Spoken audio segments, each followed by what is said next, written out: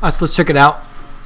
This inequality, I'm going to do the same thing. We're going to solve the inequality, and then we're going to graph the solution set.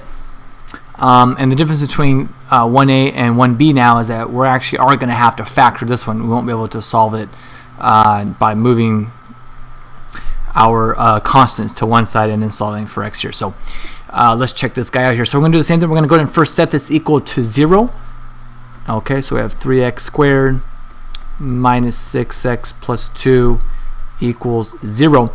And now we're going to have to solve this. And the way that we solve this here is we want to factor the left side. Okay, and there's like 50, 100 billion ways to factor problems, and there's all kinds of tricks and all that. And I'm just going to go straight to how I think about this here. And I always know that we're going to have two sets of binomials. And I know that my first two numbers must give me 3x squared. So that's why I'm going to use 3x and x. And I know that these two numbers must give me 2. So it's either going to be 1 and 2 or 2 and 1. So I'm thinking about this being 1 and 2.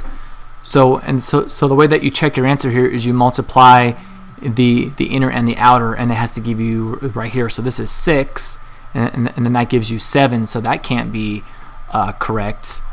So if I try the other way, 1 and 2 and 1, 2 and 1. So if I multiply that to get 3 plus 2 is 5. So actually none of this works. So this is not factorable. And so when you get to a problem that you can't factor it, we have to find or use another method that we've learned in our algebra career on how do we do this. So we will either need to use either completing the square or the quadratic formula. And I'm just going to resort to the quadratic formula. So x equals negative b plus or minus the square root of b squared minus 4ac all over 2a.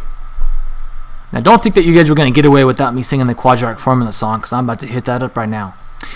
X equals negative b plus or minus square root b squared minus 4ac all over 2a. Bam! Come get some. Alright, cool beans. So that is the quadratic formula song. You can go ahead, that's trademarked right there. So if you make any, royalties off that, make sure that you put my name in there. Send me a check. Alright, so what we're gonna do now is we're gonna go ahead and plug in a, b, and c. And the way that I like to do this is just rewrite the quadratic formula with parentheses in place of all of the variables. So I'm gonna do negative b plus or minus the square root of b squared minus 4 times a times c all over 2 times a.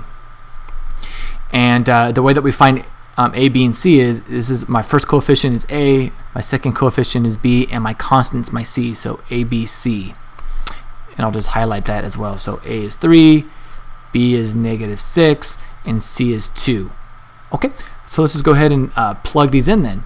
So b goes right here, which is negative 6, b goes right here, a goes right here, 3, c is 2, and all over 2 times a. Cool. So now it's a matter of simplifying this guy now. Negative times negative is a positive 6. And this is just a lot of arithmetic here. So negative 6 squared, 36 minus 12 times 2, 24. So 36 minus 24 is just 12. So I kind of just did all this right now. 36 minus 12 is... 36 minus 24 is 12, and that's all over 6. Let's go ahead and simplify this guy.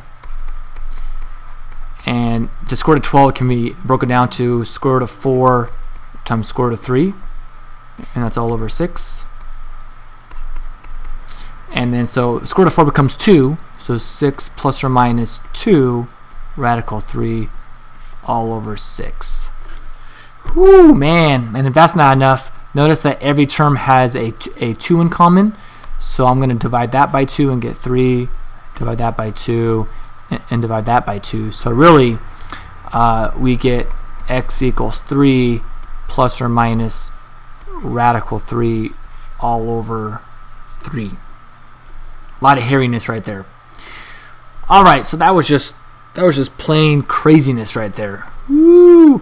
All right, so what we've just done is we've just found the values that are equal to 0. Okay, So if you remember what we did in the last example, I created a number line, right? Like I made a number line, and I just have to place those two values. So I know that one of my values is 3 plus radical 3 over 3, and then the other one is 3 minus radical 3 all over 3.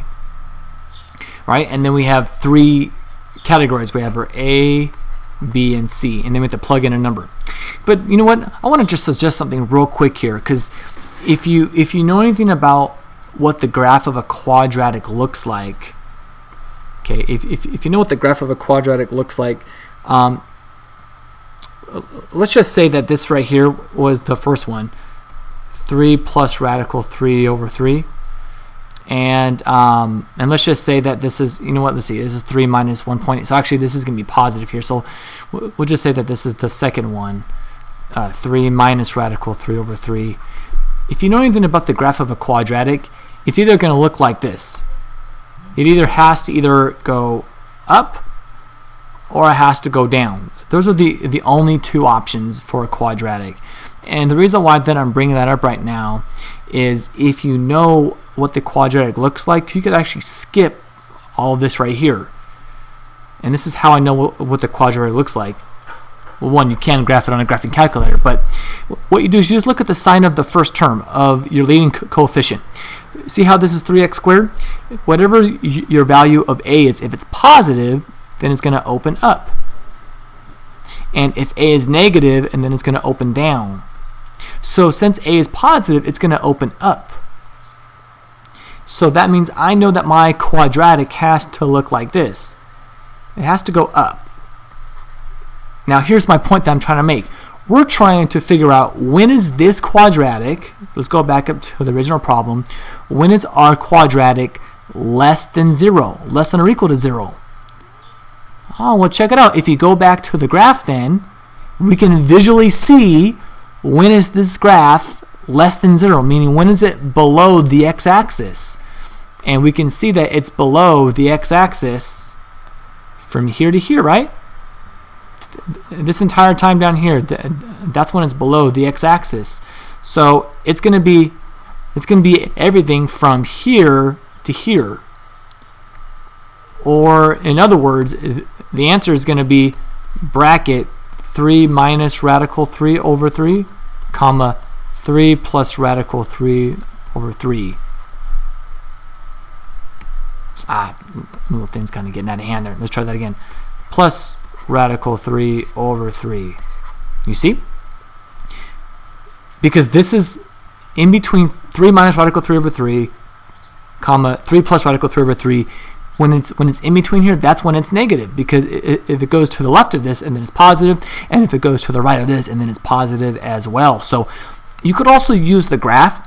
If you're like, nah, dude, I don't like this whole graph thing, then what you can do then is just go back to here, pick a number that's over here, like -5, pick 0, actually not even 0, maybe like you're going to pick like 2 or something like that, and then over here you're going to pick like 10 or something, and you're going to see that this is going to be false, true, false. I mean, this is what you would get if you were to do all that, and then you would see that this is when it's true. And you would use brackets because the original problem had the less than symbol with the equal sign attached. Again, if it has the little line, then you use brackets, and if it didn't, then you would use parentheses.